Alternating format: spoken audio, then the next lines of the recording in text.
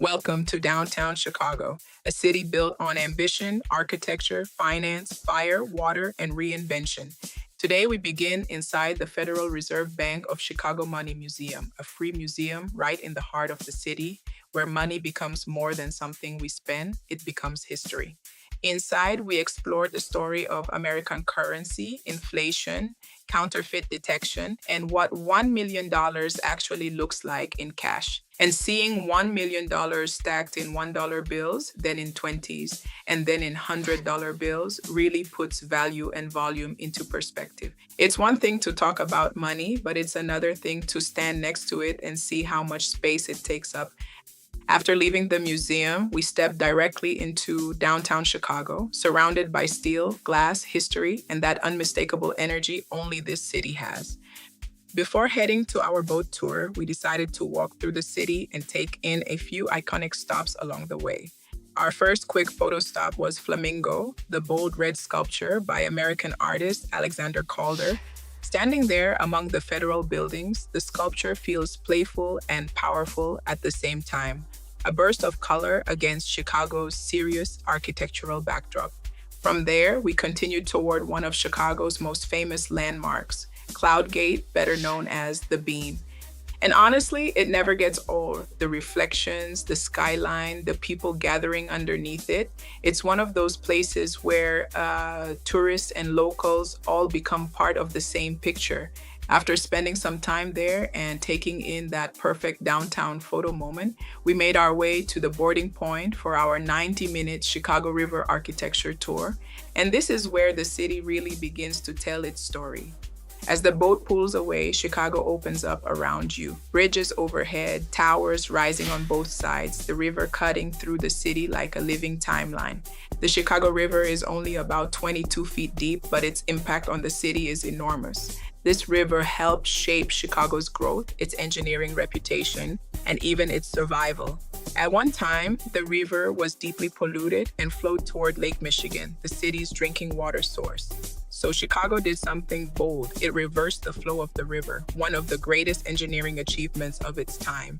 That decision helped protect the city's water supply and became part of Chicago's identity as a place that doesn't just adapt, it engineers solutions. As we cruise along, you start to understand why this tour is one of the best ways to experience Chicago. Every building has a personality. Some are old and elegant, some are modern and glassy, some feel like they belong in a movie, and some completely change depending on how the light hits them. One of the first standout views is the area around the Hyatt Regency, one of Chicago's largest hotels, with thousands of rooms and a major presence along the river. From there, the skyline begins to stack itself in layers: hotels, office towers, residential buildings, historic structures, and new developments, all competing for attention. Then you see one of the most striking modern buildings on the river, St. Regis, Chicago. Designed by architect Jean Gang, this tower is especially impressive because of its flowing, stacked shape and its setbacks, which help give residents different views of the river and lake. It's one of those buildings that feels alive, almost like it's moving with the wind. And that's the thing about Chicago architecture. It isn't just about height, it's about engineering, identity, and imagination. As the boat continues, we pass through areas that show how quickly Chicago has transformed. Places that were once open land, rail yards, golf courses, or industrial zones are now filled with apartments, parks, restaurants, and high rise towers. The city keeps rebuilding itself, but somehow it still carries its past with it. Then comes one of the best parts of the tour, the skyline view near the river mouth, where the city opens toward Lake Michigan. The view is incredible. You can see why so many people come here for photos, boat rides, fireworks, and that classic Chicago postcard moment. From the river, even familiar landmarks feel different. Millennium Park, the Bean, the towers, the bridges, everything connects. And as you look up at the buildings, you realize this city was designed to be seen from below, from the sidewalks, from the bridges, and especially from the water. We also passed by the Trump International Hotel and Tower, one of the tallest buildings in Chicago. Its reflective glass and sharp vertical lines make it stand out immediately along the river. And nearby, you can see examples of the international style: clean lines, glass, steel, and minimal ornamentation. That style helped shape modern architecture around the world, and Chicago played a major role in that movement. Then there are the older buildings, the ones with clocks, carvings, setbacks, and detailed ornamentation. Those buildings remind you of a time when architecture was not only functional, but symbolic.